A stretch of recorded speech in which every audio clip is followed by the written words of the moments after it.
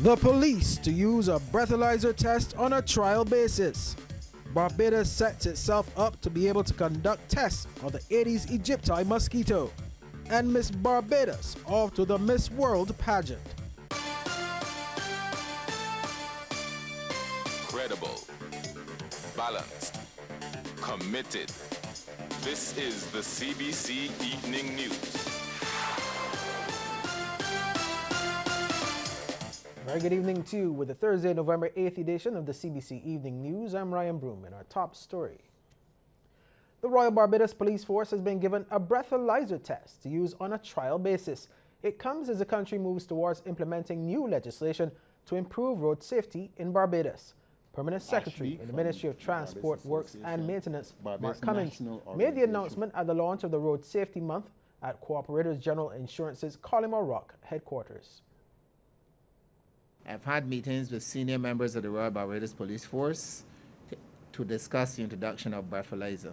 As a matter of fact, it has gone beyond discussion, and a sample breathalyzer device was given to the police for them to determine if that device will be acceptable for use by the constabulary. I therefore expect to get a response from the police within the next week, and thereafter the details regarding the implementation of breathalyzer testing. Ladies and gentlemen, do not get me wrong. It is not the intention of my ministry to remove any fund from persons socializing. However, it has to be done responsibly and within the confines of the law. Barbados Road Safety Association President Charmaine Rowland Bowen says the month is dedicated to addressing drunk and drug driving. She says they'll be going into schools and businesses spreading awareness about proper practices. No person can drink alcohol and measure the amount of alcohol they have in their system, because alcohol impairs your senses, your cognitive ability, so you can't even sense when you have reached the limit. So we need persons to be sensitized, to gather all the information they need to protect themselves and also to protect others, and we are here to provide that information.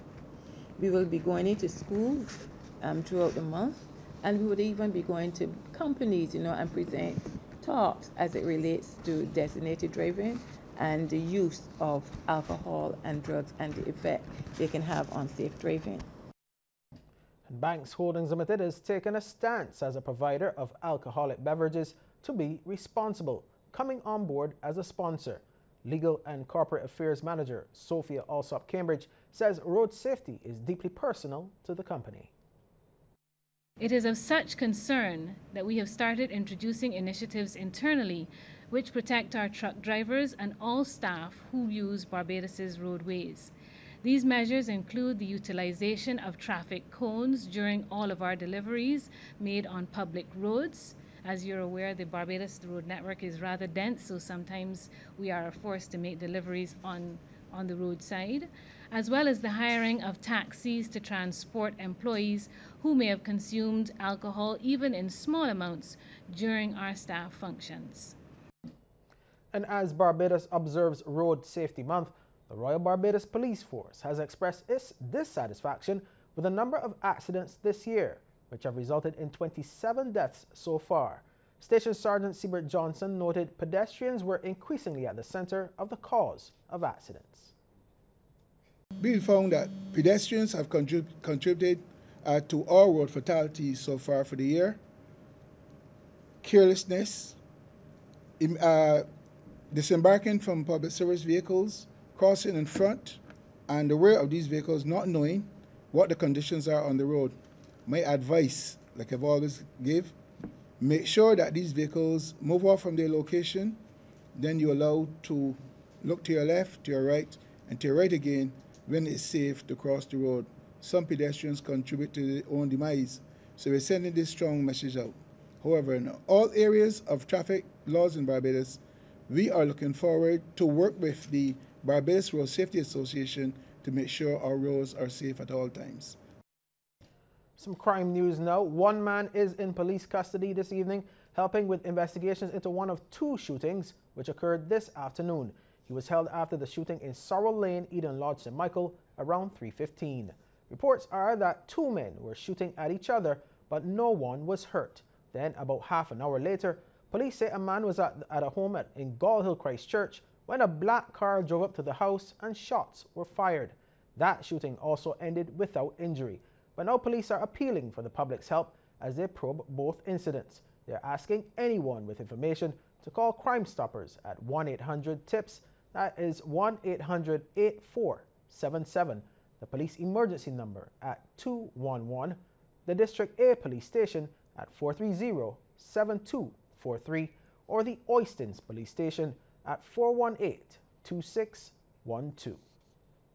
Well, Barbados' first insectary should be up and running by early next year. Chief Medical Officer Dr. Kenneth George says it will be used to conduct studies on the disease-carrying Aedes aegypti mosquito, or Sharika Griffith reports. Sanctuary. It will consist of 2 containers, a 20-foot one which will house office spaces and a 40-foot one which will contain 3 testing rooms. Chief Medical Officer Dr. Kenneth George revealed some of the key components of the project. The insectary will allow for detailed analysis of the life cycle and breeding. The insectary will be fully equipped using ASID resources and will represent a major breakthrough in the epidemiology of vector-borne diseases in the region.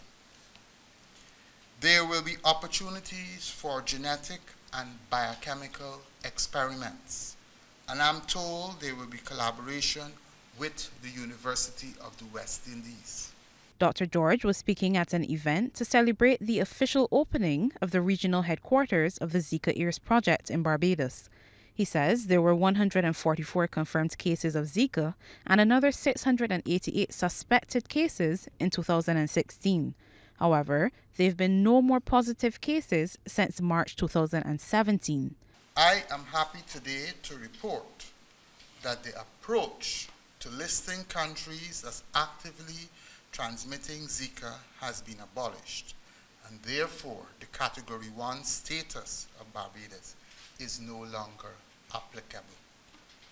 However, on a cautionary note, the public must recognize and Barbadians must be reminded that Barbados and the region continue to have the vector Aedes aegypti mosquito, and therefore there will always be a risk. The Zika Ears project is set to conclude in September 2019, but it's hoped the insectary will continue to operate beyond that time. Sharika Griffith, Cbc News. Thanks, Sharika. Well, in related news, even though there have been no confirmed cases of Zika for over a year, it's still posing a threat to tourism in the region. In 2016, 9 Canadian visitors tested positive for Zika after returning home. And according to USID Mission Director for the Eastern and Southern Caribbean, Christopher Cushing, at least one category of traveler is being advised against visiting the region. Zika continues to pose a threat to public health across the Caribbean. The U.S. Center for Disease Control is still registering cases of Zika infection among American tourists returning from the Caribbean and maintains its warning that pregnant women should not travel to areas with risk of Zika. The Caribbean, including Barbados, is still unfortunately on this list. In other news now, Miss Barbados World, Ashley Lashley, is off to China to represent Barbados at the Miss World pageant. And just before she left the island this afternoon, she held a media briefing at the Grantley Adams International Airport. She was joined by Kevin Small, who designed her national costume, and artist Kevin Hall, who presented her with a piece to be auctioned at the event. The Miss World pageant comes off on December 8th. And Ms. Lashley says she is looking forward to representing Barbados. She says she has been working very hard over the last few months on her project, which focuses on non-communicable diseases. As a young person who is sitting with a panel of young persons also, I would say to Barbadians, you need to look out for your health. You need to take your health very seriously, because as I live by the motto, a nation's greatest wealth is its health, and at least 85% of our Barbadian population are already affected or afflicted by these dreaded non-communicable diseases. So what I would definitely say to Barbadians is to practice more healthy lifestyle living and also engage in more physical activities in order for us to eradicate the whole issue of non-communicable diseases by the year 2030. Justin Polian is her coach and chaperone and will be joining her in China soon. He's very excited about Miss Lashley's chances in the pageant. It's been a process of excitement, to say the least. Lots of long hours and lots of work, but I think Ashley has definitely put in the time and the effort and all that's really required to give herself and give our country a good shot at the Miss World crown this year in 2018. Well, transportation should remain as a social service and not left entirely in the hands of private players. Consultant to the Barbados Workers Union, Sir Roy Trotman, says it's just as vital as education and healthcare. Whatever policy we adopt, the transport of our people so they can socialize, so they can get to business places, so they can get enlightenment, so that they can remain human. Transport cannot be taken lightly or should not be left to the private sector to regulate as the private sector sees fit. Now, Sir Roy has announced the union will be meeting with Transport Board workers on Sunday at its Solidarity House headquarters to discuss some proposals made by the board. We are going to meet with the first batch of those workers this coming Sunday. That is Sunday the 11th, I believe it is. And that will be at 4:30 in the afternoon here at Solidarity House.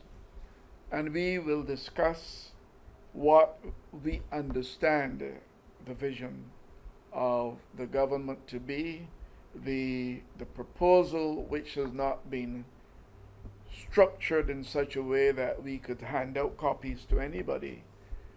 But we are going to discuss that, and the workers will start the exercise of putting together a worker viewpoint regarding what transport could very well be like.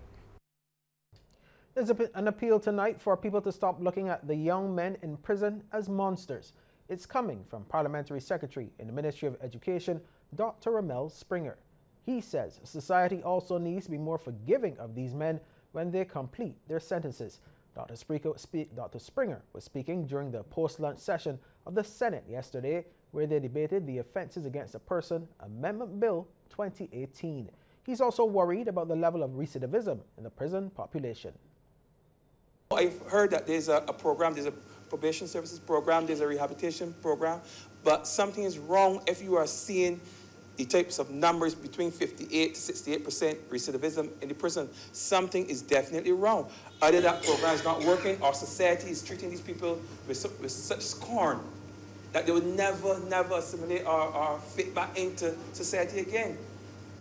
And I often tell people that when these guys come out of the prison, they're not going to go and break into each other's homes. You know, they're not going to break into other ex-prisoners' homes. They're going to break into our homes. The National Insurance Department is reminding businesses that before they disburse cash for NIS checks, they should enforce strict procedures to verify their validity and the identity of the recipients of the funds. The department says it has received reports of fraudulent activity involving pension checks. The NIS has warned businesses that banks, credit unions, and post offices are the authorized institutions for the encashment of national insurance checks, and honoring such checks would be at their own risk. Two female students of the Barbados Community College's Hospitality Institute are the winners of the inaugural Peter Barker Memorial Scholarship. 21-year-old Padrina Haynes and 20-year-old Shayna Howard beat 7 other applicants to receive the awards, each valued at $2,500. Both are elated. Honestly, to come to school every day and to try to get an associate's degree in anything is challenging, to say the least. And it it's going to help me in transportation and other things, in allowing me actually be successful in obtaining my associate's degree come next November. I am very grateful. It will do a lot and it will go to good. So I'm very happy. And Dr. Nigel Barker explains the scholarship serves to honor his late brother. He also hopes the students will make good use of the award. I thought that, that let me use sadness to create hope for others in their future, and therefore conceptualize the scholarship 10 years ago.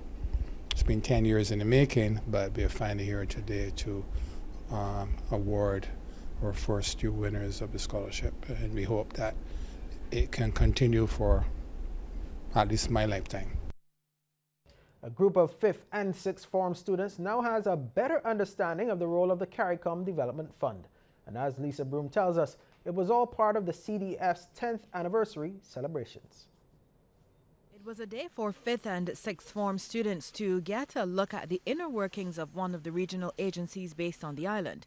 The student outreach also showed the teenagers the types of careers and other opportunities that exist at the regional level. In the process, we've given them a sense of the benefits that we bring to the countries through the different projects and programs that we implement as part of our activities to impact growth and development, export opportunities, so that these countries can benefit more from increased regional trade and capacity to compete and export outside of the region as well. But what did the students think about the experience? I learned how the CDF is seeking to implement programs within these countries and the impact it's having on small businesses in this country. And I'm pleased to see that they've covered all their bases.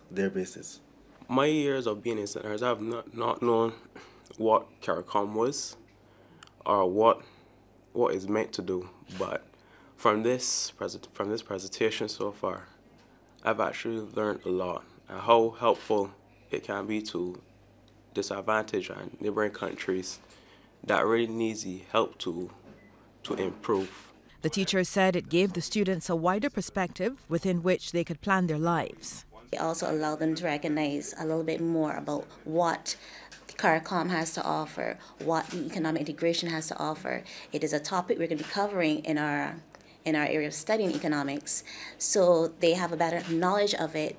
They're seeing the linkages, they're understanding where they will fit into this global market. The CARICOM Development Fund has been operating in Barbados for the last decade. Lisa Broom, CBC News. Even though the Caribbean has been the slowest region to recover from the economic crisis of the Western Hemisphere, it should not lose confidence. This message was articulated by Deputy Division Chief of the Caribbean Division of the International Monetary Fund, Dr. Arnold McIntyre. He was delivering the feature address at the 33rd Adelith Brown Memorial Lecture at the Courtney Blackman Grand Salle. While admitting there is cause for concern, Dr. McIntyre says the Caribbean must not accept a less than prosperous future, but rather instill greater discipline and completely change the paradigm by which we conduct economic management. Economic and social policy design and implementation must become more inclusive and more cohesive at the national and regional levels. We live in a moment of time, where forward-looking decision-making aimed at achieving transformation and stronger economic development will not necessarily mean immediate economic reward or benefit. But the challenge is we must stay the course. Dr. McIntyre also sought to diagnose the problems for the region's poor growth performance. I choose to capture it by saying the Caribbean has been stuck in a vicious cycle of high debt and low growth. Structural factors deeply embedded in the region's economies are leading to weak growth, and high debt is reinforcing the vicious circle. High debt dampens growth, weak growth drives up debt.